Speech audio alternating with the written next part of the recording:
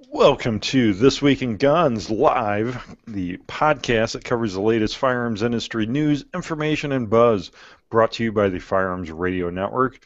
I'm your host, Jake Challen from Gun Guy Radio, and Brownells helps make this episode possible. Selection, service, satisfaction. Find it all at Brownells. Please visit thisweekinguns.com/Brownells or click any of the affiliate banners on our website before your next shopping trip. Well, this week we have a great panel once again. We have John Cass, YouTube channel, author of books such as Clifford the Big Red Dog, Game of Thrones, and To Kill a Mockingbird.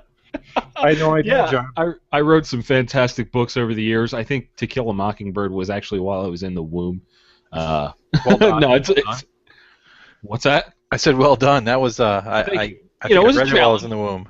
Logistically, it was a challenge, but I made it work. No, it's cool to be back, man. Thanks for having me on. It must have been using the Ride in the Rain paper. Let me just placenta that in real quick for you. Well, you see, that stuff they write, scuba divers write on underwater and stuff. Yeah, I invented that. That's fantastic. That was after To Kill a Mockingbird, but before Game of Thrones. And the Job of the Hut laugh you're hearing is Aaron, the marketing director of We Like Shooting, and the author of such great books such as Fight Club and A Clockwork Orange. Aaron. For those of you listening, we put some things in Jake's notes to do exactly what he's doing, to mess with him.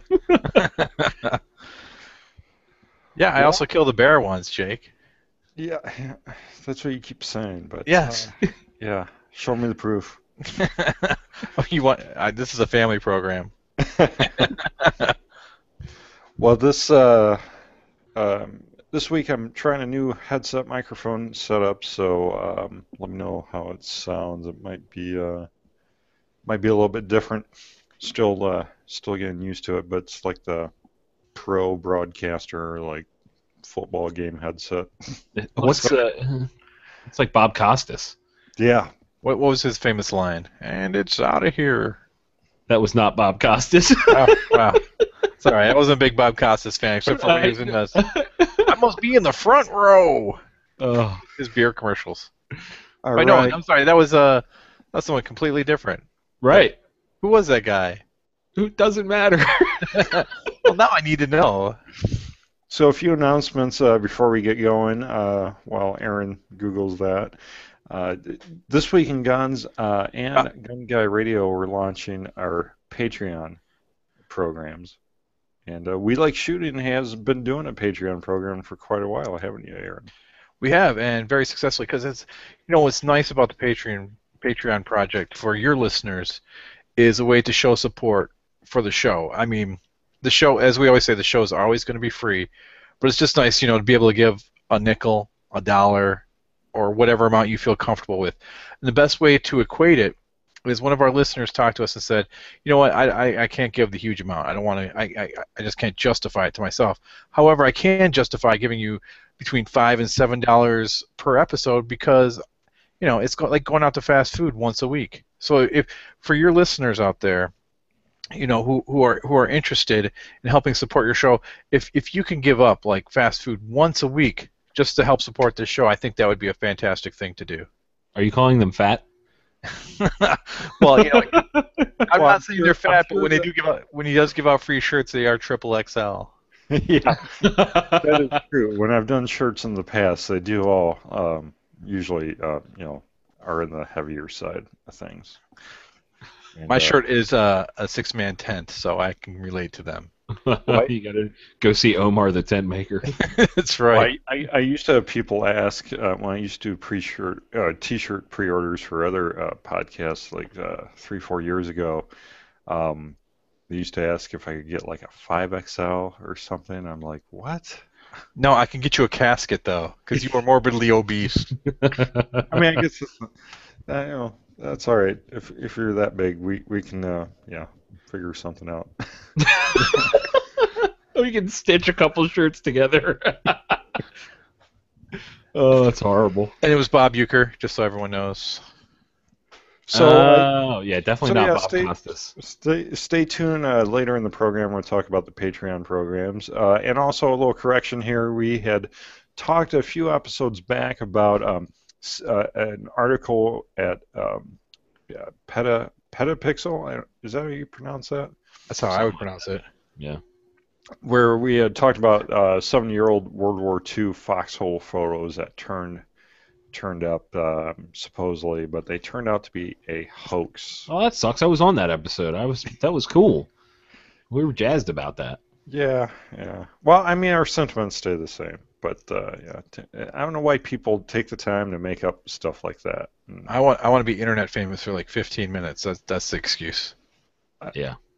I guess, but like, But nobody knows. right? No one knows who it is, so I don't get it. And like that guy's probably, trying to market himself like, "Hey, you remember that thing with the old war pictures? Yeah, I did that." Yeah, exactly. Okay, so you lied to a bunch of people? Right. Cool. Yeah.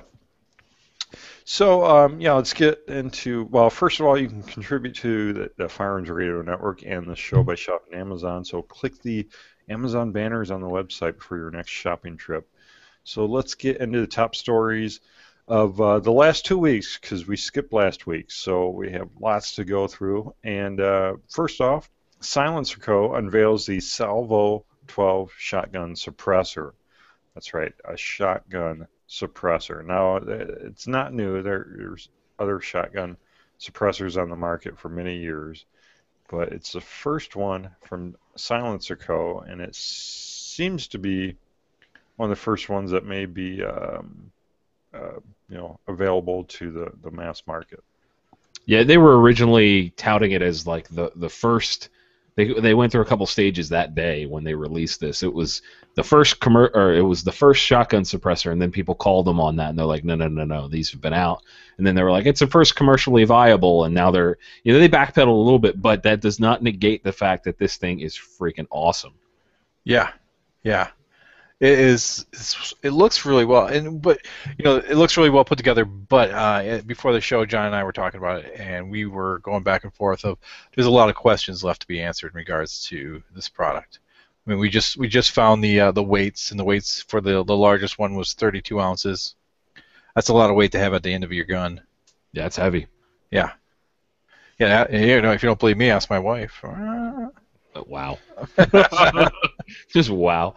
No, I mean the numbers they were getting out. They just put out just this evening that we're recording this. They just put out a video with some technical data, and it's got sound suppression numbers. And I think with the 12-inch model on an 18.5-inch shotgun, they were getting about 130 decibels to the ear, which is about the same as any good pistol can. And at the 6-inch model on that same gun, they were getting about 140 decibels to the ear, which is still a lot better. It's 20 dB better than normal. Like a standard gunshot is roughly 160 decibels. So to bring it down that much is pretty good. And it's a compact unit. 6 inches is not a lot to add to the end of a gun. Right, but otherwise it's a good amount. Otherwise it's a foot, right? Not the length, it's the girth. All right. So there's a couple videos on the net. There's one with Dom Russell, or Rosso, however you say it, and then there's another one with AmericanRifleman.org, and then the one that John just referenced that Silencer Co. themselves released. So there's 3. Have you guys seen any other videos? I've seen a bunch. There was I know Chris Chang of Top Shot fame was there. He put out one. I think his video got like a couple 100,000 views. I know Nate Murr was there. He's a writer / inventor of the Grip Stop AR-15 accessory. That thing's pretty slick. Right. But he was there. There's a bunch of good guys there, and they got some neat footage. And I mean, I know some of them. Like I was talking to Nate about it, and I said, "Hey, what'd you think?" He's like, "Dude, I don't know. I'm not a shotgun guy, but that was awesome." So from a wider perspective, having a suppressor and using that to get more people into the shotgun sports and all that kind of stuff, for me, an avid sporting clays shooter, that's amazing. That's fantastic. Yeah, absolutely. You know, the problem with that though, it is awesome. It is great, and you being a shooter, Clays, and sporting outdoor shotgun stuff. Oh, I'm not much of a shotgun guy, just because I have weak shoulders, feminine shoulders. Here we go. But say you have it on your gun, and it's fantastic. You have the noise reduction, but most likely 9 out of 10 times the guy standing next to you will not have one. Well, in most of my experience, especially while you're hunting in a field or something like that, shotguns are not that loud. All the sound gets dissipated into the atmosphere. I hunt without hearing protection. I don't think it's abusive on my ears at all. Now, in closer quarters, like a sporting clays course, you're going to wear ears no matter what, but it's cool. And if you want to shoot by yourself, I mean, these guys were reporting that they were getting the echo of breaking the clay coming back. Like, normally you could never hear that. Never. But they're saying now with this can, you can actually hear the clay breaking. That's cool. That's pretty cool. I mean, and one of my biggest concerns originally was, all right, what kind of ammo are they using? Is it subsonic? Because there are some light shotgun loads available that go like 900 and some odd feet per second. They're, light recoil. I think Winchester makes them. Anyway, the ammo they were using in the test was, I think, 1,145 feet per second. So it's supersonic, and it's quiet. I mean, that's a win-win in my book. Yeah, agreed. So good stuff, Silencer Co. Yeah, I'm definitely gonna get one. Yeah, now just wait. You know what? 12 months for your. That's all right. Tax stamp. I real quick before we get out, I know a lot of people were talking. It's $1,400. First of all, $1,400 is MSRP. You will never see it. Like, you'll see it on the streets, as they say, for $1,200-ish. Depending on what kind of margins are built into that thing, you'll see it about $1,200 to $1,300. You will not be paying $1,400 for this thing, and that's I don't want people to get the wrong idea. Right. Well, and the construction of it seems very ingenuitive and very solid, and I don't want to get too far into it because our Gun and Gear podcast will cover that, and sure. A lot to cover tonight. But sorry, I had a nerdy episode. No, it's it's a lot better than that potato I stick on the end of my shotgun before I pull the trigger. That's a potato gun, Aaron. It still makes it quiet. It works. All right, so apparently Remington has pulled down all traces of the R51 from their website, and just again tonight, I checked again because this story broke July 16th. Today's July 24th. I checked again, and I can't find anything on their website. So apparently Remington is maybe admitting they made a mistake. Let's hope they're scrapping the idea because it was garbage. So what happens to all the people sitting out there with their R51s, going, I'm not. Obviously, if it breaks, obviously it probably already did. But if it hasn't yet, what am I going to do in regards to parts, or do I, Yeah, there's unfortunately no regulation as like, for instance, with vehicles, manufacturers are required to have parts available for I think 5 years after the original manufacture date, and unfortunately, there's nothing like that with guns. So, I mean, they could shut down the presses and tell you to get lost. They don't have to do anything, and it sucks. But I mean, you're a sucker for buying an R51 anyway, right? Right. Really. I just wanted to be the first guy on the block to have a crappy gun. Congratulations, you won. Well, to be fair, when it came out, I thought it looked very appealing. Until it looks awesome. Yeah, until we heard a bunch of negative things about it, but yeah, I mean, if I was a gun guy with the time and with the money, I probably would have bought it right off the bat. Personally, you think? Yeah, if I was down, a little further down the road. You said if you were a gun guy. I thought you were a gun guy. Well, the time and money factor are not there, but yeah. I had the experience of getting to handle that before even considering a purchase, and we're very fortunate as firearms quote unquote industry people, we get chances to do that kind of stuff sometimes. Right. And I checked out the R51 at SHOT Show, and it was kind of rough. It wasn't really good. Yeah. But then the NRA put on a big show here in Pennsylvania, in Harrisburg, and they had the R51 there, and it was the same wrap. And I was like, all right, well, I can't. Right.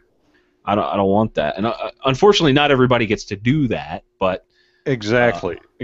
No, I agree. I was same impression at SHOT Show for me. I guess what I was saying was that if I was just an average gun guy, if I wasn't Right. doing this industry stuff, if I wasn't at SHOT Show, the big kicker for me, which was a deal breaker for not buying it, was they didn't have it at the SHOT Show range day. Right.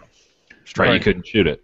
You couldn't shoot it, and that was a big red flag because they had all this specially curated media out to shoot it before that, so they had enough to shoot it. They had enough out, of production to let the media shoot, but they only let select media shoot it, and not all of the media at SHOT Show range day. Yeah. I from what I understand, the engineers who made this also made the ignition keys for the GM cars. So maybe that's that's what happened. What? I don't know that story. GM did like a absolutely monstrous recall recently. Like Oh, close to- which one? the big- close to, like, Exactly. I think 5 million cars, because if you had too many keys on your keychain, it would cause your car to just turn off while you're driving down the highway, which would cause an accident because all your power steering and power brakes and everything would just go off. Nice. Yeah, so I'm really, when I know this sounds horrible, I'm kind of a brand whore, and when I hear the name Remington, I'm like, oh, that's a reliable brand, and for them to have this much egg on their face, It is. I mean, and their 1911s are awesome. Yeah. I love the R. Was it R? I'm goofed up with my names. R1, right? Yes, that's it. I had to think of that. So, yeah, I probably still wouldn't hesitate buying one, but Remington, not the R51. right, Remington. Well, an 870 or a 1911, or a 700. I don't know, but I think this was just an unfortunate circumstance. A lot of bad things happened with the gun. A lot of tolerance issues and Well, the what do you rear sights and all that kind of stuff. What do you think it really breaks down to? Do you think they didn't put enough money into R&D or enough money into production? I think they were just trying to push something new on the market as quick as possible. I think they rushed Glock it. came out with a new sub, and they're like, because this was a gun that worked. This was a gun that was built, 70, 80 years ago that worked. We have to remember that. This gun, this Patterson design worked, just fine. The originals worked just fine. well, isn't the Keltec PF9 basically the same gun except it works? No, Just I don't think so. it's relatively close, honestly, you guys. Well, the thing here is that you may want to consider the fact that gun's no longer in production. That original design. You know what I mean? Like, okay, yeah, it may have worked in the past, but why did it stop selling? Because companies don't stop selling stuff just because. They sell it because nobody buys it anymore, or they stop selling it because nobody buys it. Yeah, that's why you can't buy a brand new Saab anymore. Well, Or an R51. Hi-yo! Well, I I think back the around. original, the reason it only sold for a short period of time was that it was the Great Depression. Oh, was in okay. full swing, Okay. And Sure, it was that just makes a sense. difficult time for pistols like that. I mean, it was the era of the revolver, anyways. So the Obama administration bans import of Ishmash and Kalashnikov rifles and Sega firearms. So pretty much anything coming out of Russia now is banned via executive order, right? Yep. Well, missiles aren't banned because they keep flying out of there. Sanctions. Ha! That's funny. Yeah, you know what? I think I have some concerns, and I also think this is some really good stuff. My concern is, when it starts affecting ammo supplies. like Wolf. When's it going to start going into that direction? Because I don't think we're far from that, honestly. yeah, I mean the best way to ban guns is to ban ammo. People can be sitting on tons of guns. People have AKs in their closets, but if they can't find ammo for it or cheap ammo, it'll be an issue. Now, what I see as a good thing about this is it's going to cause us to be in, the U.S. there's going to be an AK-47 probably produced in the U.S. Right, because scarcity is the mother of innovation. Yep. So. Yeah. I mean, Aaron and I were talking before, and he mentioned the classic story of someone building an AK out of a shovel. And if that's possible, it's certainly possible for manufacturers here in the States to build a good quality AK. The question, as always, is going to be, what's it going to cost? That's a concern of mine. If regardless of whether it's made here in the States or not, right. if it's a $1,500 AK, nobody's going to want it unless it's awesome. And I think you're implying that hasn't been done before just because they were so cheap to get directly from, the motherland, I guess. Yeah, I had heard that there are some manufacturers here in the States of AKs. I'm just not familiar enough with who they are. I'd heard that too, but, weren't we slowly getting to the point, though, where we were going to start probably seeing more made here in the U.S. just because, the AK prices kept creeping up and up and up. They haven't been cheap AKs available for several years now. Yeah, I got mine for like $350. Wow. Yeah, I'm thinking about selling it for like $1,300 now. Because that's where the price is at, And the thing too, I was talking to someone from NSSF last year about when the ammo prices jumped, and they were responsible. They represented some companies that sell ammo, and I'm like, look, people are paying these prices now. When ammo becomes readily available again, are you guys going to drop your prices back down to pre-scare? And he was kind of like, he didn't want to really say it, but he basically said, no, the prices are going to stay high. They'll be lower, but they're going to be higher than pre-scare because people are willing to pay that price. Sure. So if people are willing to pay, $1,300 or more for an AK today, if it's made in the U.S. and someone can sell one for $900 or $1,000, they're going to sell them.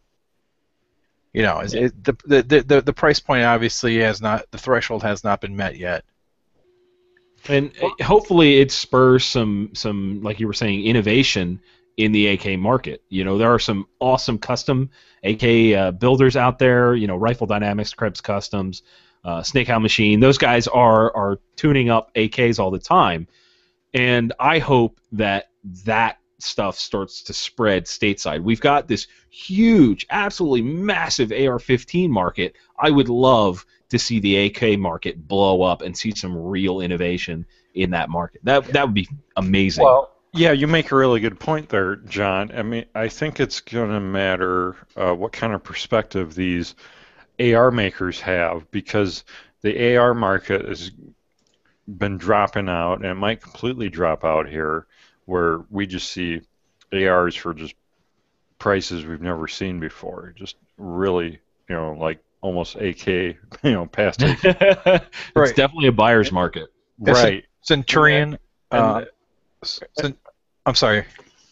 Go ahead. Right. But my point is that, some of these AR makers may have the perspective, well, what would it take to shift some of our operations over to the AK platform? AKs are not coming in anymore. We have this manpower. We don't need to be, pushing out as many ARs as we have been. What if we shift our focus a little bit and, push out some AKs? Right, and from what I understand, from my research during this conversation, two companies popped up right off the bat. Atlantic Firearms, which is based in the U.S., makes AKs. I don't know how many. But aren't they the importer of Century? They do a lot. Well, do a lot of importation. Century Arms makes 100% American-made AK. Okay. The I've also heard C39. of IO. I don't know if you guys are familiar with that company. I've seen those. I think it's IO USA is the name of the company, and I know they say on the stock it says made in the USA, but I'm very skeptical when I see an AK that looks like it's been in the ground for 6 years, you know. Right. Dug But- out of the Ukraine. Something else to consider would be we may, if the AK market doesn't pick up and the AR market remains flat, then we may see more innovation like the Faxon AR-AK, the AR-AK 21 upper. That's like kind of a combination between the AK upper, that piston style, and an AR-15. It's an AR-15 upper. We may see a new platform evolve from all of this. If the market really gets that tight, people are going to start looking for something new, cool, and better, and I can't wait to see what happens. We'll start building hybrids like we see over in Afghanistan. hey, if a shovel handle works as a stock, rock and roll. Right. I'm in. All right. Well, so 8 manufacturers are banned out of this, I should say, before we move on. You can check the show notes. There's direct links to ammoland.com that outline in detail what these companies produce.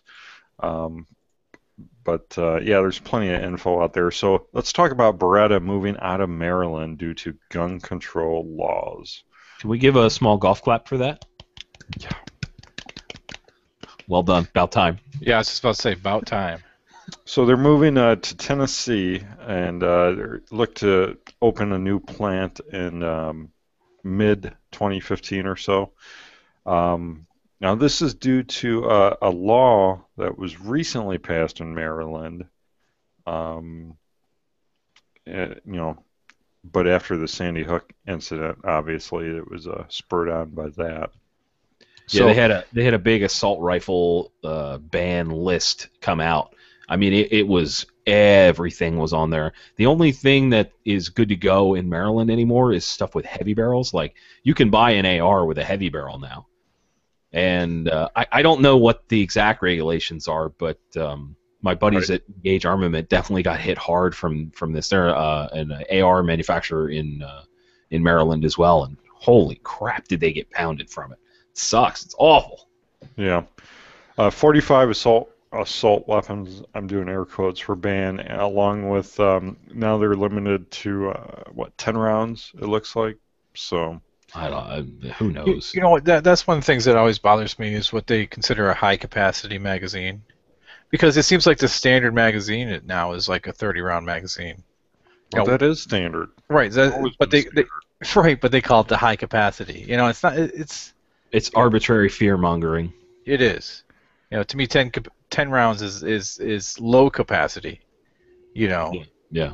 And let's I think we should give Beretta a little bit of credit. I mean, this new Tennessee facility is something they've been working on for a while. I heard about this even before SHOT Show this past year, so I knew it was something they were working on, but hadn't made that shift or the announcement yet. But I'm as a Beretta shooter, I love my Beretta shotguns. It's really cool to see them finally get out of there. Yeah. Good for them. Again. Yeah, you have to realize when stuff like this comes down the pipeline that's had been in the works for several years for a company this size and for facilities this size. Yeah. I've been in Beretta's manufacturing facility in Accokeek.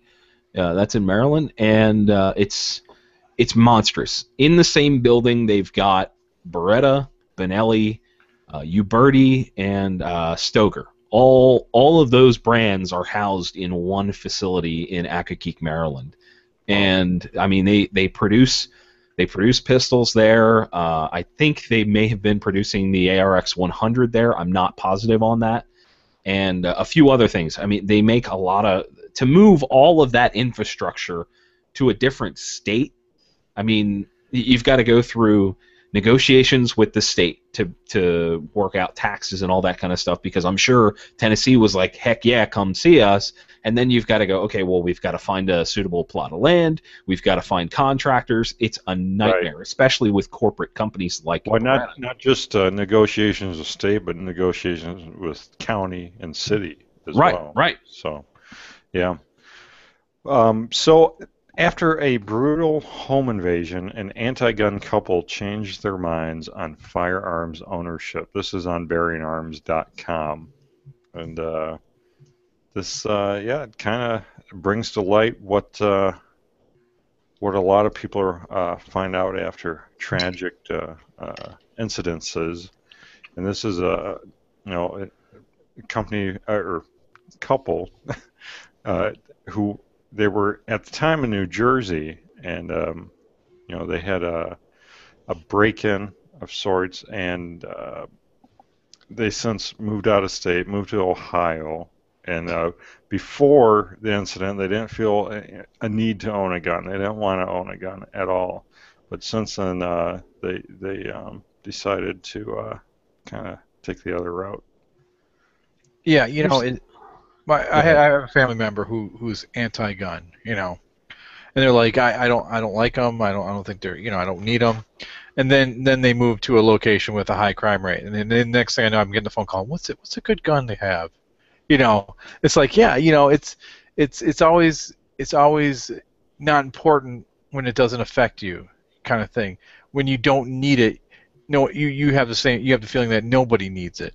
No one needs this. I don't. Well, it's kind of. I mean, it's kind of the human condition. We're always, not doing stuff until we are forced to, or see that we have to. Yeah.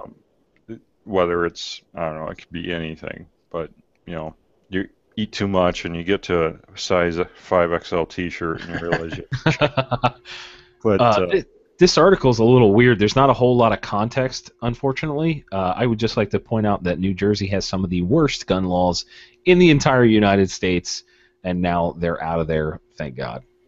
Yeah, that's why I was stumbling at first here, because I was trying to get more details on it. I had read this earlier, but there's not much info here. So, but good on them for taking their personal security into their own hands, which it's a shame it had to happen that way, but I agree with you.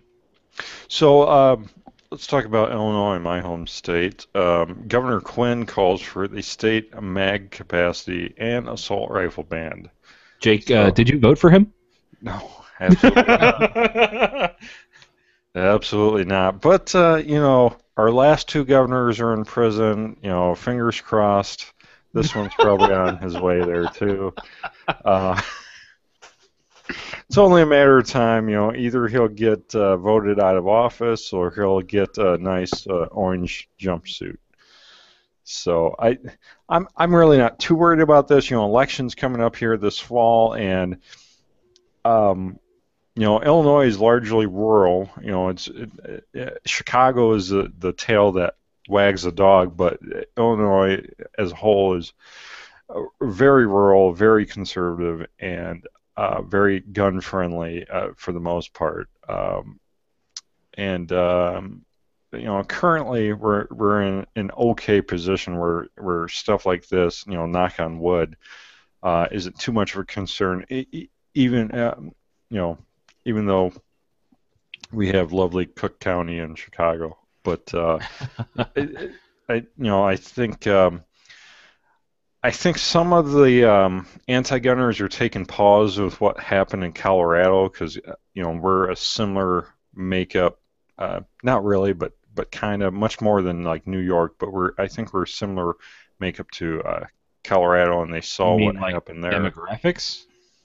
Well, just Colorado, Denver, and kind of is the same deal there. Okay. And well, yeah, Michigan's kind of the same thing, where it's basically it's a purple state. It's very red, except the mass areas where lots of voters are. The larger cities, Detroit, Flint, Grand Rapids. Well, Grand Rapids is red, but at Detroit and Flint, usually decide, which way the election is going to go because, it's really blue. But California's the same way if you really look at it. It's the big cities, L.A., San Diego, the other large cities in California, Silicon Valley, they're relatively blue, but for the most part, it's a red state. Yeah.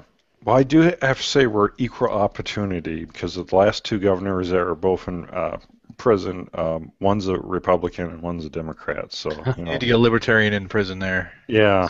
So you don't think this is going to go through? I mean, you guys just passed the concealed carry stuff pretty recently. So, I mean, I think I should clarify they were forced.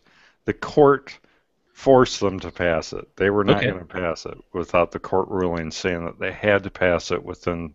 I think it was within 6 months they had to pass it. Right. That's right. So do you have your CCW now? Still working on some days off. So.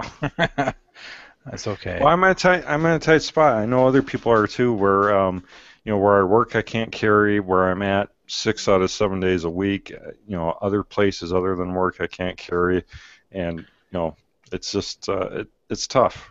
So, but that is hard. Luckily, I work for We Like Shooting, so we're allowed to carry here. Yeah, it's definitely on my to-do list. But I even know the guys that instruct the classes. But we're working 6 days a week. It's just I don't know. It's tough. It is. Yeah, real life gets in the way. Some people in other states are like, "What? Why won't you just do that?" Well, you have to realize we have 16 hours required of training. So I have to take 2 days off of work. So. Yeah, it's not like Pennsylvania where I can just walk into the courthouse, say, "Hey, I want my my permit," and then wait a couple weeks and they'll send it to me. Right, I got to do fingerprinting. I got to do all the background and. Yeah, it's way in Michigan, but it's only 8 hours of classes, so it's not too bad. But yeah, it really bothers me these laws that are being pushed through. If you don't want a high capacity magazine, don't buy one. Don't make me not be able to buy one because you don't like the idea of it. Don't legislate your ideas for me. Mm-hmm. It's the same concept as one of the core founding policies of the United States. Do not push religious ideas on other people. Their religion is anti-gun, and they're pushing that on the people that do like guns. It's the same concept. Don't push your beliefs down my throat, and I will not do the same to you. It's very, very simple. And yeah, exactly. As long my neighbor personally, they can smoke crack, they can do heroin. I don't care. You can do anything. What neighborhood do you live in? I live in Detroit, actually. But I'm just saying, hypothetically, they can do whatever they want as long as it does not affect any other neighbor. As long as they're not out stealing, hurting, raping, murdering. If they want to spend their money, it's this culture of, I don't know what it is, control or you can't smoke here. You have to wear your seatbelt. You can't talk on your cell phone. You can't do this. You can't do that because we care about you. We care about your safety. We know better than you do. Yeah. I leave my kids in the car all the time. With the windows up in the summer? I don't want them to get out. And the engine off? You don't want to burn all that gas. Gas is expensive. That's polluting. All right. You're welcome, green people. All right, so let's talk about the Rolling Stone articles a little bit. So Rolling Stone last week released this slew of articles, some kind of pro, most of them mostly not pro-gun. One is titled Confessions of a Liberal Gun Owner. Another one is How to Beat the NRA in 7 Not So Easy Steps. And so on. Well, another one of the more pro ones would be the rise of women's gun culture, which features Juliana Crowder of A Girl in the Gun Club, which that one was mostly positive, except for the far lefty that wrote the article. But But I'm sure you guys have seen these floating around on Facebook because these have been out over. I don't have Facebook. It's a liberal bastion of lies. Yeah. So.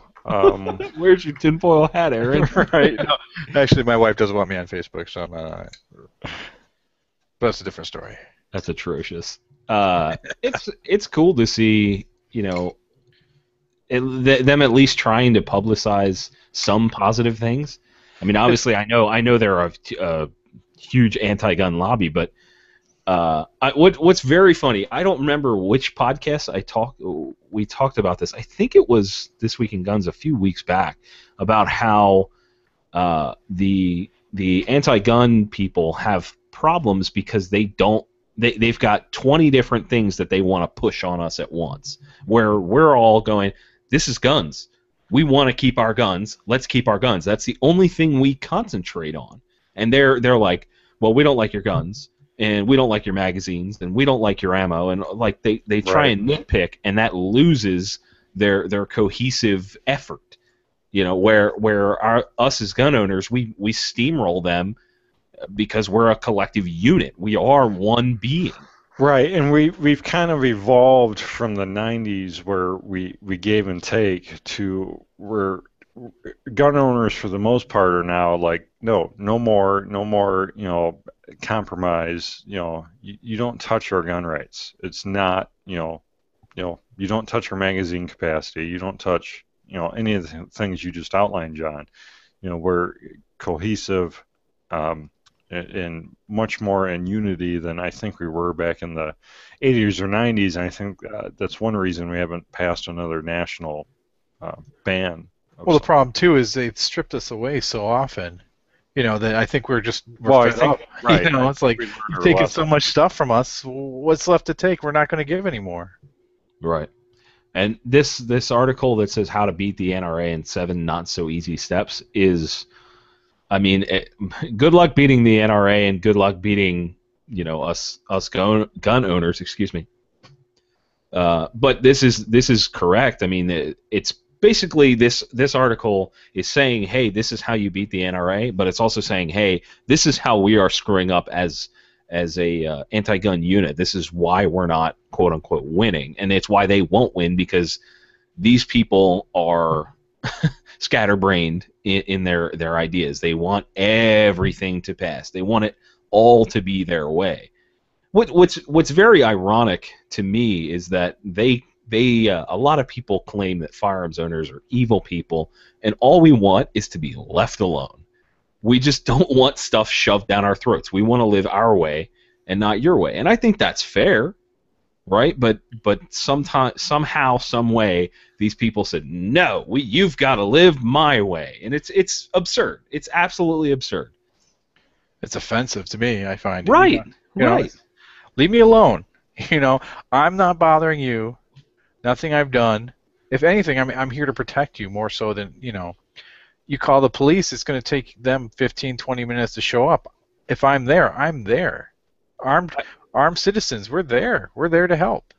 I just don't understand this big drive to make me do things the way they want me to do things. Where does that entitlement come from? Where does that come from? Why are people so entitled that they feel that I need to live the way they do? Right. Exactly.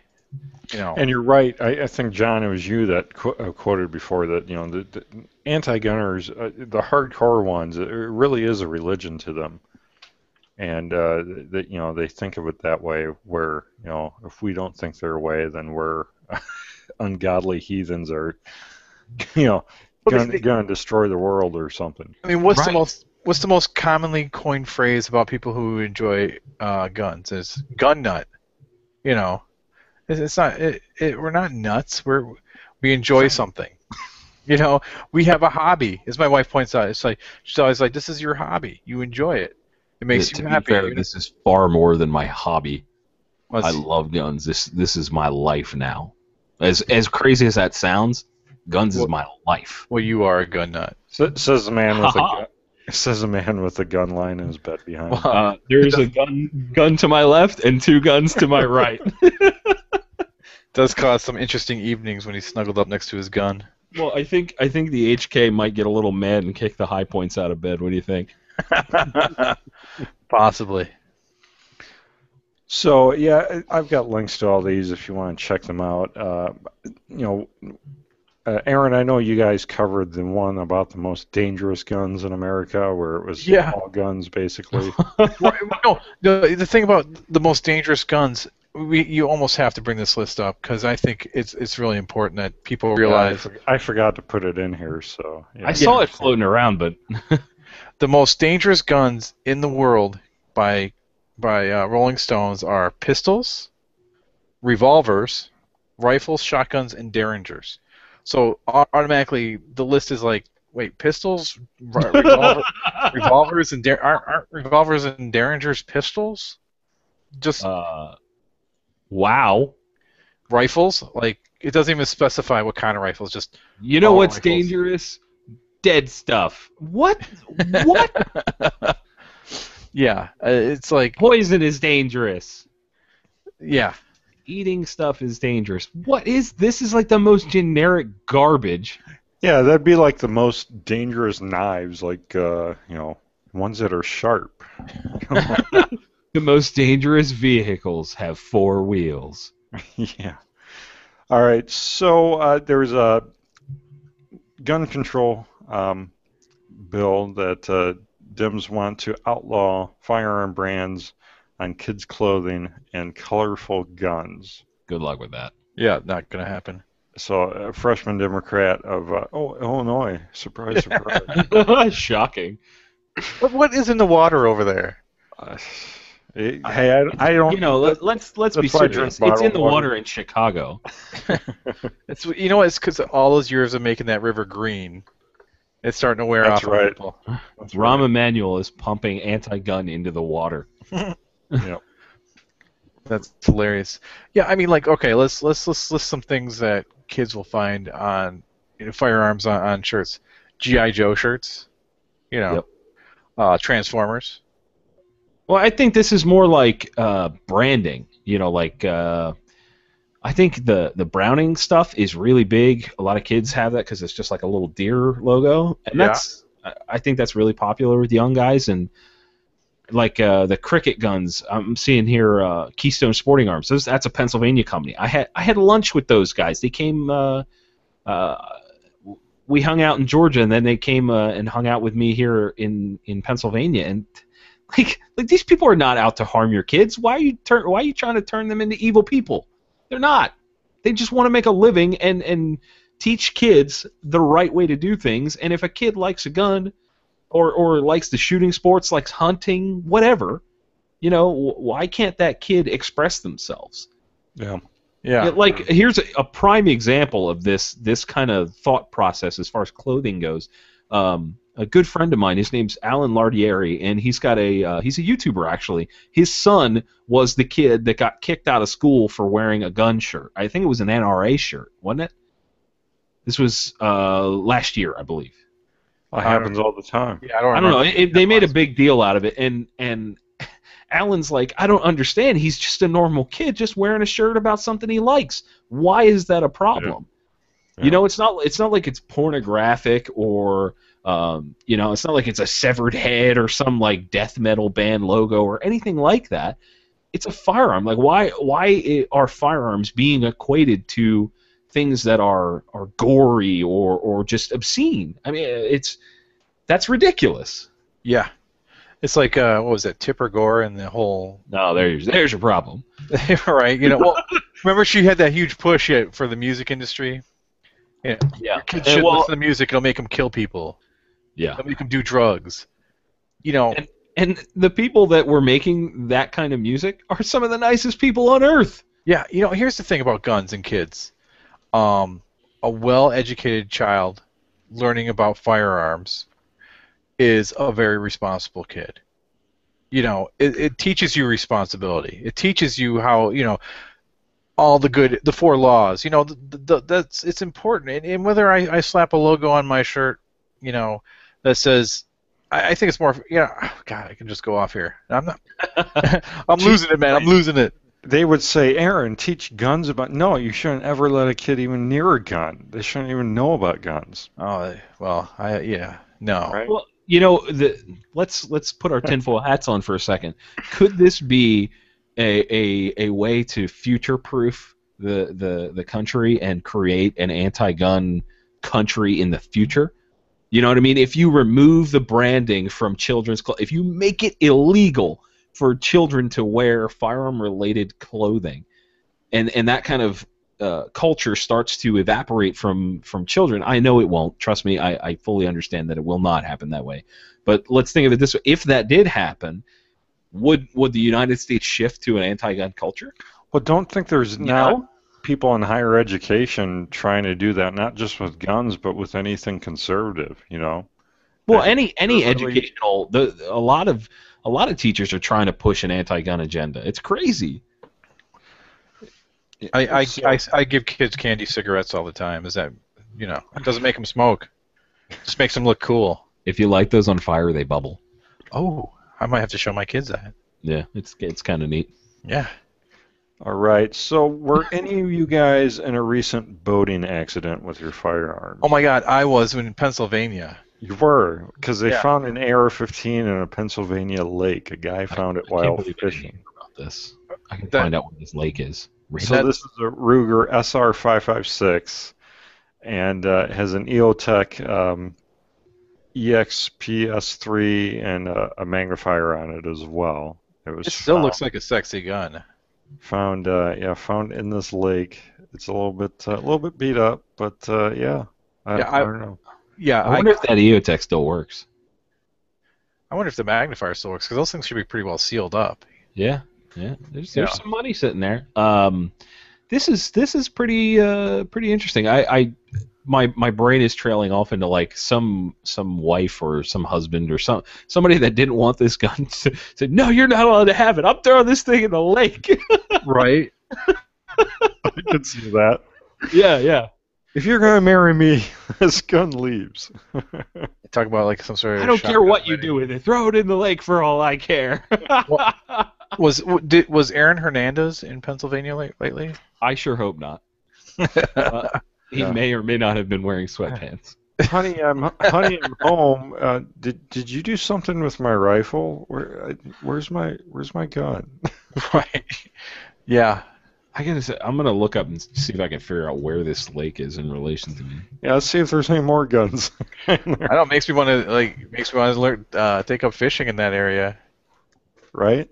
That's great. And he got it with a fishing pole. Is that right? He reeled it in. He probably got hooked on the sling or something. Must have been. I pulled up a shoe once. How's a shoe get in the lake? I mean, how do you not realize you lost a shoe? I did lose a shoe canoeing once, but that's some beer. But it's a canoe. They tip over all the time. Right. Are you All right. done? Well, let's talk. No, I could go on. I could trail on. And a friend. Okay, we have two after stories here we have more than two. We have about a dozen, but I wanted to hit on two of these where the first one is intruders shoot their way into an apartment, demand stuff, and what the tenant gives them leaves one dead and the other critically wounded. So two men, and this is in Pittsburgh, your area again, John. Two men Thug life. forced their way into an apartment and shot the door when they were going in, and they demanded stuff in quotes from the tenant. And then the resident pulled out a shotgun, fired at the intruders, killing one and critically injuring the other one. Police found the body of one of them face down on the front steps, and then the other one's being treated for an abdominal bullet wound. You know what I like to call that? Handling the situation. Yeah. Perfect. And they said there was a third guy that took off in a dark van or something, but they later found him as well. Oh wow, that's awesome. So yeah, and these are young kids. I mean, the tenant was 19-year-old, and his girlfriend was only 17 years old. Oh, I wonder if she was hot. What? You couldn't be more of a creep right now. Well, I'm just hoping for the guy. I mean, he's obviously a good shot, so that let's is give him why everything. anyone under 18 is not allowed in 500 feet of errands. So, You know what? 17 is legal in Michigan. Just why not? It is totally. I don't want to go down this road. Again. Yeah. So good on this guy. That's pretty cool. Neighbor Clara Hicks 66 told the Tribe Live, I guess the paper here. She said, "Well, that's an offensive name, don't you think?" The Redskins is bad. The Tribe just can't be. That's pretty. Trib. Maybe it's Trib Live. Okay, it's French. She says, I wasn't surprised by the shooting. It's a bad neighborhood. Drugs. As she said, all stoned. Here's the best part of the article. The shooting took place in the Carrick neighborhood where crews were filming the Hollywood movie Southpaw, starring Jake Gyllenhaal, Rachel McAdams, and 50 Cent. In fact, the police were hit by some confusion because the film crew had turned Merritt Avenue, where the shooting took place, into Brady Avenue for the movie. Oops. Yikes. So there's a picture of this kid getting taken away in handcuffs, the guy who successfully handled the situation. And now I would like to point out very quickly for the people listening that it is very important to understand that if you are ever in a defensive situation, you are going to get arrested. It's going to happen. You may even go to jail. Do not be afraid of that. They have to do this. You killed someone, right? Or injured someone with a firearm, whatever. You defended your life. Yes, the police are gonna want to know what happened. So be ready for that. But anyway, this guy's he's definitely a young dude. He looks like he's like, oh my god, what did I just do? Burgers or something, a little thin. Oh yeah, didn't someone say there's another quote in here that said he was a hippie kid next door? He was a laid back, chilled hippie kid. He just looks like a pothead. He's got that hair where you flick your head a lot. Yeah. The hair that kind of goes slanty over your eyebrows. Like, what's up, bro? What's up? What's up? Tuck your hair. Right. Yeah. But no, that's good, man. I'm glad to see a young guy standing up for himself in a shitty neighborhood. Excuse my language. Oh, beep. Mark it. All right, so let's talk about the Iowa deputy who accidentally fired his gun into a car after a driver suffers medical emergency. Like I always say, police are terrible shots. Well, the story is just bizarre. It's this car that another driver phones in the call. It's speeding up, slowing down, driving erratically, almost hits a bridge, and then the police catch up with it, and then it swerves across the highway into the oncoming traffic and is driving down the road, serving the oncoming traffic, and then they eventually get it pulled over, I guess. They said the driver was unresponsive and just like staring off into the distance, so they broke the windows on it and with guns drawn. With guns drawn, and then the one officer went to reholster, and while reholstering, shot into the guy's car, I guess. So, what's his name? Tex Grebner. Barney Fife. It was his one bullet. Yeah, the funny thing is, he's not even a cop, though. That's the thing. I mean, he's a reservist. Oh, that's right. He was a reserve deputy. So. Oh, okay. Yeah.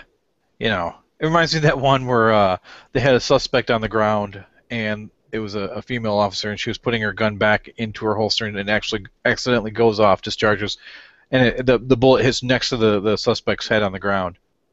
Wow. Yeah, it's you can find that on YouTube, but it was just like... That's a wake-up call right there. I'm watching there's a clip from the dash cam where these guys are trying to break the window and get in, and I want to see if they actually show the guy trying to reholster. Yeah, it does. But it's not like it wasn't like it happened. He wasn't pointing it at his holster or bringing it down. He pulled, the trigger went off before it even went in. He was bringing it back to himself. Oh, wow! You can see him. Yeah, he's like pointing it in, and I guess in his effort to move it rearward and put it in, luckily he was pointed down away from the driver. That could have ended badly. You know what though? You can tell it shocks him too. He's scared. Yeah, shocked the other cop a little bit too. Yeah, I'm sure. So, yeah, apparently the driver was not charged with anything. There was no drugs or alcohol. Apparently it was some kind of medical condition, but they're not saying what it was. But Was he a Kennedy? just completely. No, that's alcohol.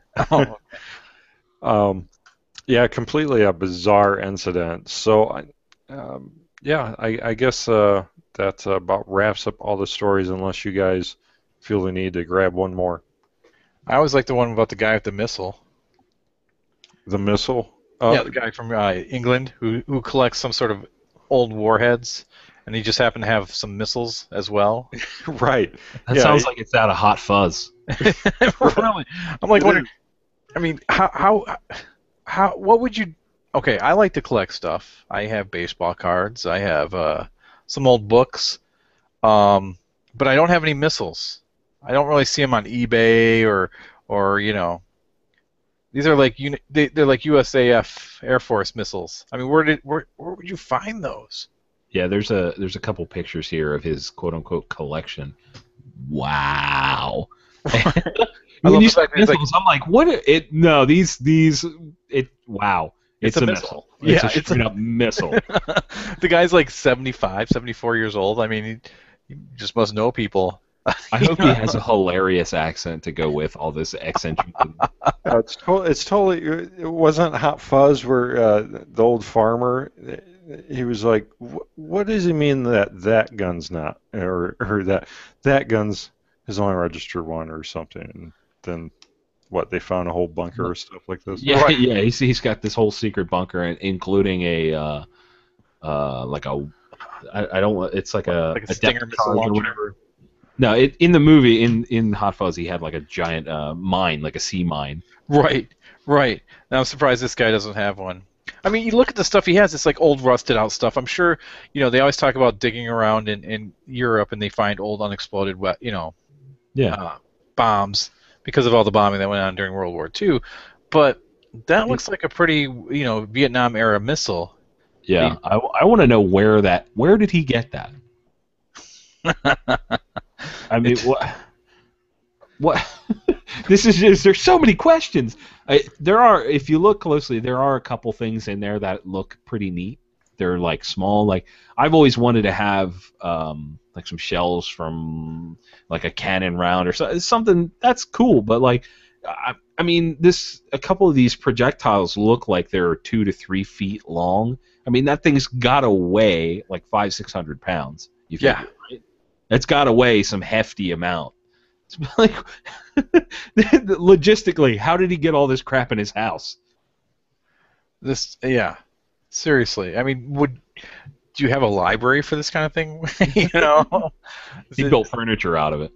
Right. I mean, they're like significantly. They must weigh, hundreds of pounds. Some of these things. Yeah. I just where did the missile come from? How did you get it? Well, it must have been some training, facility.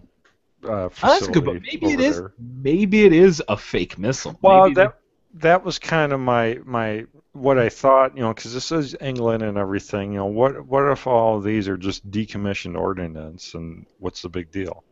Right. Yeah.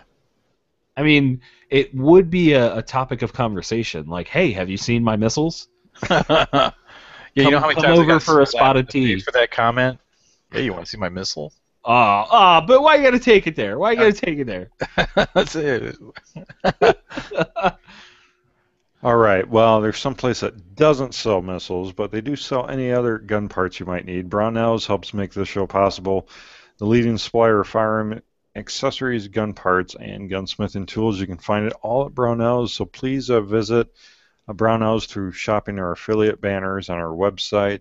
Just click through one of those first, or Amazon. Click through those Amazon banners.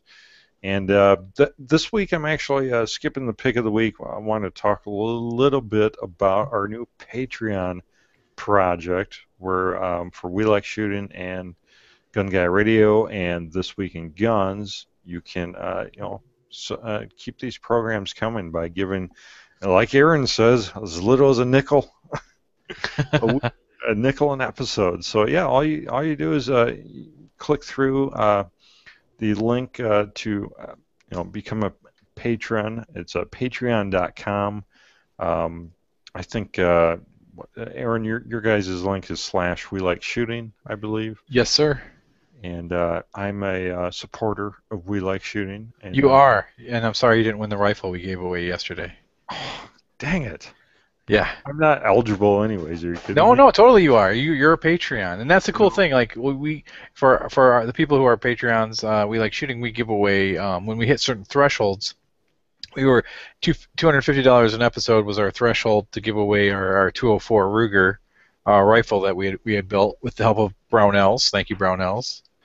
And then our next threshold is $500, where we're going to give away a rifle and a pistol to two lucky people. So it's stuff like that, and it allows when it's crowdfunding and it's supporting. So Right. when you hit certain thresholds, it's really a nice treat for everyone. Everyone wins. Absolutely. And so I'm doing a real soft launch on these. I just put these pages together, and they're going to have much more to them. But right now, you can go ahead and pledge your support at either the dollar or less level, or actually you can pledge any amount. You can cap your pledges. If you want to only give $1 once a month instead of once an episode, you can do that.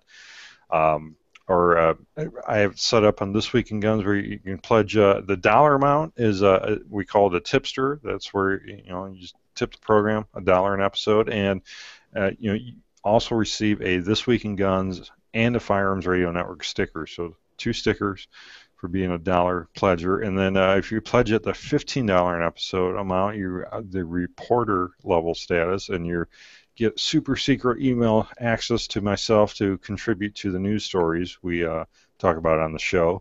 And plus we send out a battle box, which Aaron, Sean gave me permission to use that name. Hope that's okay. No, that's awesome. That's fantastic. People really win with that kind of stuff. So yeah, we send out a battle box just like we Like Shooting. You guys are sending out great stuff, I hear, and we're sending out every 3 months. You get a little battle box of swag at your doorstep. So yeah, and for the listeners out there who want to help support This Week in Guns and Gun Guy Radio, or We Like Shooting, like I said earlier, it's the cost of a fast food meal a week. You could skip one fast food pack of peanut butter and jelly. We've seen you. You can skip it. Yeah. You know what? If it's too much, I will pack you a PBJ and mail it to you once a week. If you want to give at that level, I will be happy to do that. Just put in the comments that you need a PBJ once a week, and I will make you one and mail you one once a week. Get a smashed up PB&J in the mail from you. Oh yeah, it won't be pretty. Please, just put it in just smush it up and just make it awful, but then put a sticker on it that says "Made with Love." You know what? Here's the cool thing. I just made a huge batch of jelly or jam, strawberry rhubarb. Which is it? You're flip-flopping on me. Whatever one comes fresh from jam, I guess. I don't know. Well, you know what the difference between jam and jelly is, right? I do, and I don't want to hear it.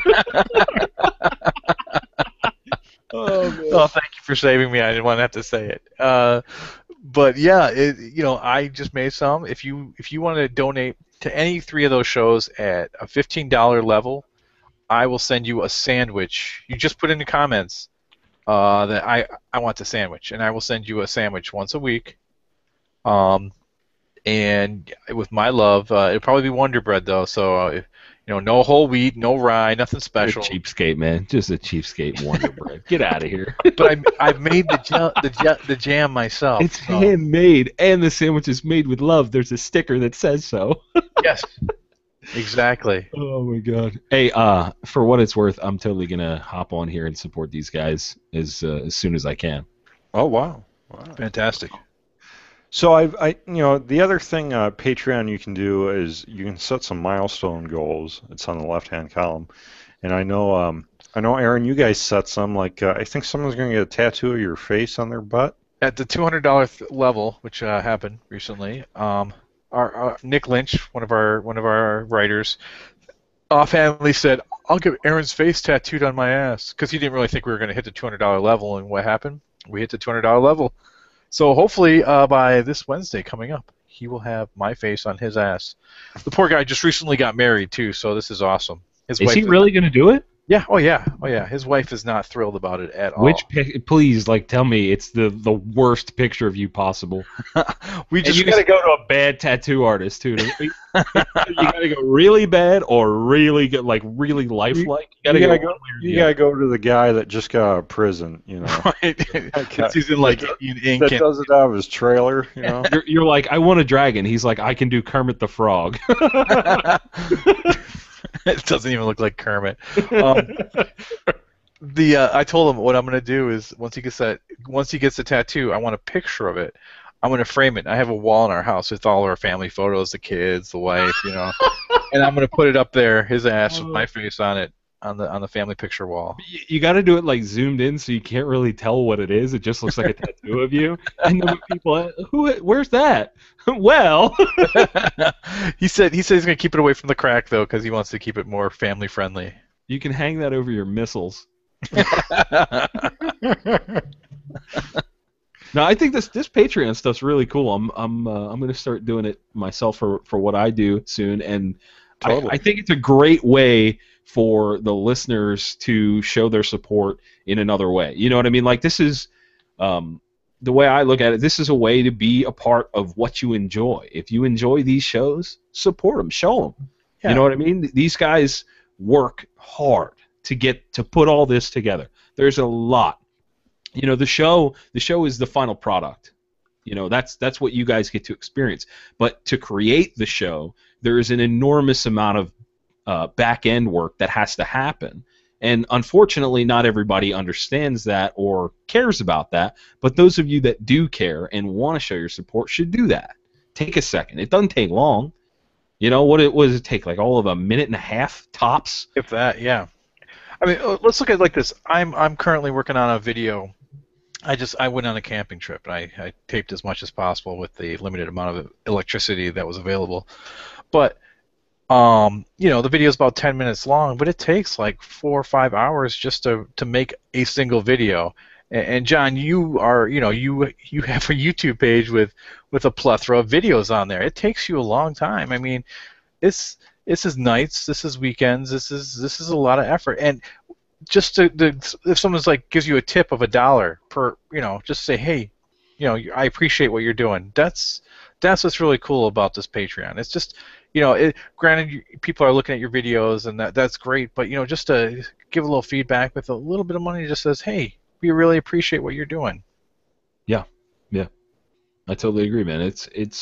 I know it's working pretty well for you guys. You've gotten a lot of support so far, and I hope to see that trend continue with the other shows as well. I think that's going to be awesome, man. Thanks. So a few of the milestone goals are a real easy one here is $50 per episode. Once we hit that collectively, I can add another computer here in the studio that will allow me to bring in landline guests to put them into the Hangout. That's one thing that since we went to Google Hangouts, I can't bring in people on traditional phone. Since about 98% of you guys are audio only listeners, I think that makes a lot of sense to bring in people like Evil Roy, who used to be on the show and was well liked. To bring him back on every so often. Other people that are, busier that can't always, be at a laptop or they're traveling, just allow us to bring a wider variety of people on the show. That would be really cool. And that's something I've been wanting to do for a little while here. And then, if we hit 250 an episode is the after show level, so that's where we will host a dedicated after show, meaning we will shut down this Hangout, launch a new one, and it would be a dedicated, unedited, explicit after show where we cover all of the extra stories about thug life and guns that are shoved in orifices that. Oh, that's right. First of all, you saying "thug life" in such a lackadaisical manner is so good, Jake. I love it. I love it, man. Yeah, You're such a wholesome guy, and you're like thug life. Yeah, thug life. And not, Jake, will you say prison purse for me? Oh. But say it softly. Do you need it in a sentence? Peanut butter and jelly sandwich. I just need something for later. So so that's collectively 250 an episode if we get to that, and then 1,000 per episode. Yeah, dream big, think big, right? So this is the take this job and shove it level where I quit my dreaded day job and I throw my creative energy into making This Week in Guns part of my full-time endeavor, including new microcast episodes throughout the week. So we'll do the main show, the after show, and then throughout the week as breaking news breaks, you'll get like a 5 to 10 minute little mini tiny episode to keep you updated on what's going on. Yeah, and some of the things that we do over at We Like Shooting is, if you're a Patreon, no matter at what level, you get access to content that people who don't contribute won't get. Like, you get our unedited version of the show. You get to hear that. But produced. You get we put out a blooper reel of us shooting videos and the mistakes that happen. Magazine drops, misfires, cameras falling, people tripping. Stuff like that. You get to see a little bit behind the scenes stuff, like you're talking about with the after show. If you pledge at like the amazing level, I think it was $20 per episode or $25 per episode, you actually get to be in a meeting with all of us. Hang out with all of us. You can ask us questions. We'll hang out. We'll have a great time. But stuff like that. At $20, you get to kick somebody off the show, which everyone pretty much guesses is going to be me. So we'll see how that plays out. Yeah, haven't you already hit those levels? Why isn't someone? No. Per pledge. So if an individual pledges $28, then they get to choose one member of the show to kick off for an episode. I mean, because be honest, you have too many people on your show. Sometimes, oh my God, sometimes it is ridiculous amount of people. When we first started our show, it was 30 minutes long, and now it's a 2-hour show. So it's a commitment to listen to our show. It's worth it. It's worth it. It's a funny show from minute 1 to minute 120. But yeah, it's a good time. For sure. So yeah, you can check it out. It'll be at thisweekinguns.com/pledge. I actually tried to. There should be a pretty URL here at patreon.com/something, but it's not working. But real quick, I did want to mention that same thing with Gun Guy Radio. There's different rewards for the different pledge amounts. There's actually 3 pledge amounts over there, and that is at patreon.com/gun, patreon.com/gun, and also gunguyradio.com/pledge. So if you want to check that out. But yeah, that's about. Oh, I have a giveaway. So the first 7 people that pledge any amount, doesn't matter. This is special. This is besides the other perks. The first 7 get. I interview Stephen Hunter this week. Actually, just did today. He's the author of the Bob Lee Swagger novels. He's the movie Shooter with Mark Wahlberg. That was based on his first book. Terrible movie. It was all right. Come on. I enjoyed it. Yeah, but Mark Wahlberg with that terrible haircut. What was that? Did he have a ponytail in that thing? So really, what you want to say is not that it's a terrible movie; it's that he's got a terrible haircut. It was a terrible, terrible looking haircut. You can quote that. So, anyways, I don't like Mark Wahlberg's hair. You know what? I like Mark Wahlberg, even though he beat a guy up so bad that he nearly killed him just for being Asian. But this is. Yeah. So back to the giveaway. Sorry. He wasn't very good in Transformers. I mean, as far as Mark Wahlberg goes, I guess he was good in it, but. So yeah, we're giving away. I forget my microphone's on my face now. I can talk anywhere I look. Yeah. So yeah, we're giving away hardcover Dead Zero book, and softcover Eye Sniper. So Ice Sniper's a really good people, book, by the way. First, yeah, very good book. First 7 people, that in the comment, let me know once you pledge what one you want, and then also if you pledge over on Gun Guy Radio, I'm giving away, I think 8 or 9. I'm giving away 9 books to the first 9 people. So That's awesome. yeah, so first come, first serve. If you want Eye Sniper or Dead Zero in the comment when you pledge, let me know which one you want. Or just be first come, first serve. If if you want one that's already sold out, quote unquote, you'll get the other one. But good quality books. Great author. He's a gun guy. He knows his gun stuff. He gets his gun stuff right. Very important. So yeah, you can check that out. And the match to match that kind of, if you pledge this week to We Like Shooting, I'll send you a can of Faygo, Rock and Rye. Because so eventually, Aaron's gonna send you everything out of his pantry when you. Have you ever? Wait, let me just. This have week, you ever had baking powder. My fridge stinks now, but I'll give it to you. I'll do that. I'll make that sacrifice for you. If you haven't had Faygo soda, you're missing out. And you know what? I won't even send a can. I'll send a 20-ounce bottle of Faygo Rock and Rye if you pledge $1 or more, starting on Friday. Let me see what's today. Friday, July 24th until the following Friday. Okay. Just remind me, because otherwise I'll forget. I will also chip in if somebody, the first, I don't know how many pieces are in here, but each person that donates, I will give away 1 free piece of caramel corn. Oh my God, that looks so delicious. You need It is pretty good. Now. You need to pledge it now. Like a kernel? A kernel? Yeah, just hold on. Let me break this out. It's not like the nacho rule where this is all one piece, because look at it. Okay, that doesn't count as one. Wait, no, come on now. No, it's not one. This is one. That's what you get. Well worth it. And you can donate any amount. I'll match you a cough drop. Okay, so we've got baking powder, a cough drop, a kernel of caramel corn, and a PB&J. I mean, really, there is no reason not to donate. And right. Books. And we're hoping that because the shirts are big and you don't get out too much, maybe you'll read a book. Oh, he's got a whole bunch of cool stuff in the background. He's saving that up. I can see it. Yeah, so here's some of the examples of what will be in the battle boxes, like Viridian hat. These are all the hats I got.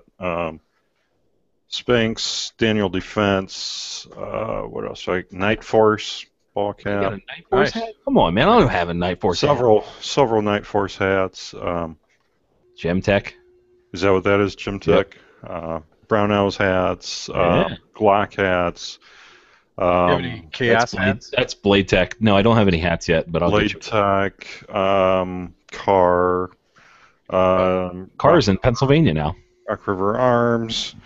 I see a cheaper than dirt hat, but I won't talk about that one. Is that a Gallotech hat? On the top back there, behind you? Is that a Gallotech hat? Oh yeah. Gallotech hat. Yeah. Dude, they make some cool stuff. This is pretty cool. This is a Cabot Guns, but it's a 1911 schematic type thing. Oh, that's neat. All kinds of stuff that'll be in these things. This is what our handguns are. Fortune favors the prepared. Live ready.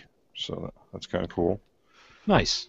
But Caltech, bunch of You're stuff. going to jam all this in a box and send it to people? Bunch of stuff. Well, I'm actually working on acquiring some ammo cans, so I thought it would be cool to jam some of it. That's even cooler. And speaking of ammo cans, because Brownells, you can buy some beef jerky in an ammo can. It comes in an ammo can, so you could give away the ammo can and some beef jerky. Keep a lot of the beef, because I don't know if you checked out our YouTube page, but I did a 10-minute review on Brownell's Lucky Brand. Oh, you did? Yes. Awesome. 10 minutes on beef jerky. 10. That's what I keep hearing. 10. Everyone's always shocked at how can you do a video of 10 minutes on beef jerky? We could do a whole show on beef jerky. Seriously. Well, it's good. And then you just sit there. That's what people always say. No, I'm in depth, man. You got to know about beef jerky if you're going to talk about it. Yeah, you're right. Let me try. let me taste this piece, and you're chewing on it for 10 minutes, and you're like, Yeah, you have to chew that long. Well, it was all right. End of the video. Credits. all right, well, let's wrap this sucker up. So, John, what's you're back to doing stuff on YouTube again? What have you been up to?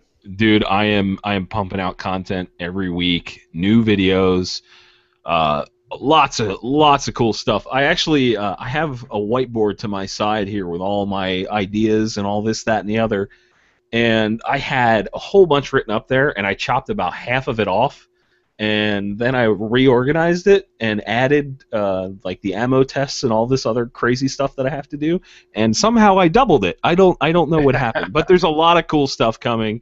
I mean, I've got access to some amazing stuff, machine guns, cool products, training stuff, I mean, I try to cover everything. I've got ammo reviews coming, and it's all going to be awesome. In fact, a little plug for Aaron, I'm coming on their show in 2 weeks. I think it's August 6th, so tune in then. Yeah, it's going to be ridiculous. Oh, it's going to be terrible. Oh, I can't wait. I can't wait. It's going to be awesome. It's like me times 18 other people. Are we allowed to curse on your show? Yeah. Oh, totally. Yes. You're like proud of that. That's wonderful. Well, yeah, No, but for the fun. produced version, it's always edited out. Okay. But if you're a patron, you get the non-edited version. Right? Exactly. That's why they pay you the big bucks around here, Jake, for the segues. That's why you get it. But no, lots of good stuff coming on YouTube. Check me out, Chaos 311 Clarity. I'm probably going to be rolling out my Patreon campaign here soon because it's an awesome way to get people involved. And yeah. So stay tuned. Go subscribe. Good stuff. Woo-doo. I subscribe. It is good. Thank you.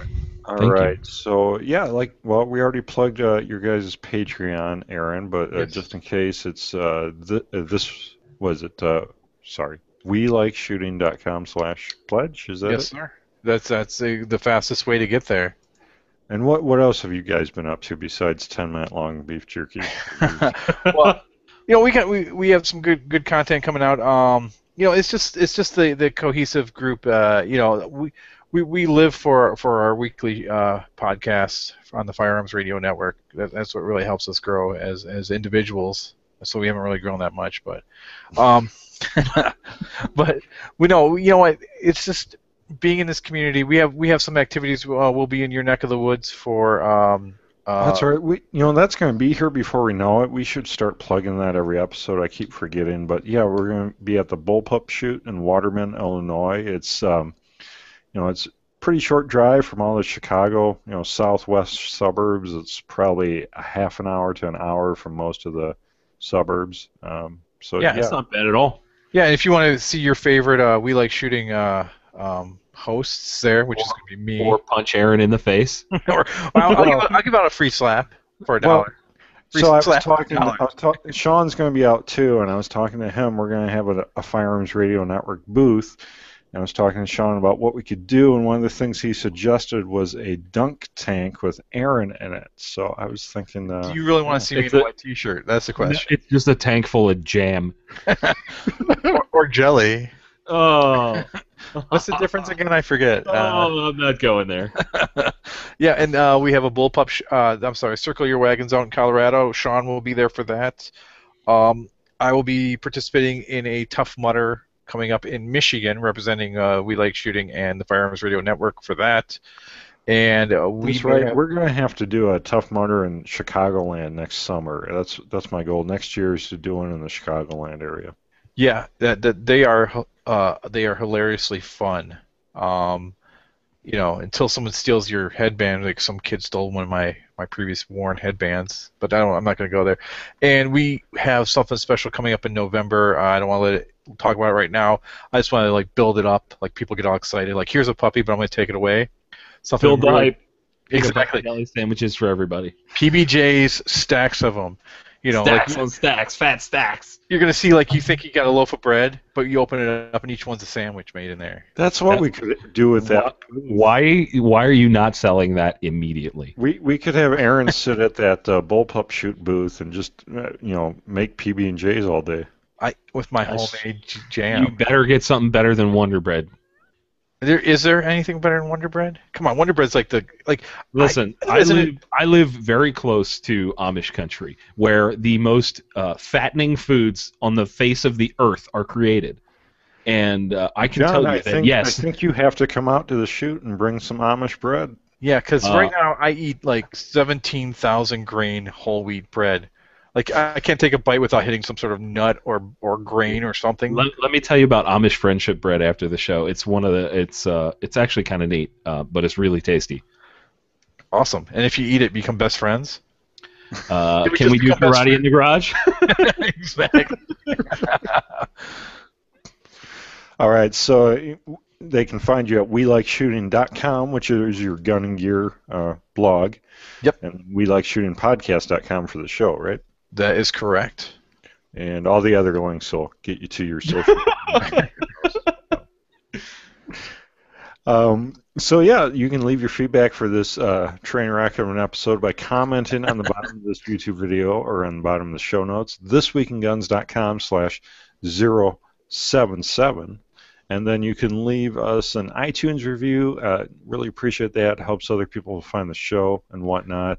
And don't forget to click those affiliate banners before shopping Brownells or Amazon. That also is a huge help to putting out the show. And also you can now contribute by being a patron. So you can go to thisweekinguns.com/pledge. Well, thank you, Aaron. Thank you, John. Thanks for having us. Yeah, thanks for having us on, man. It was a lot of fun. And we'll see you next week.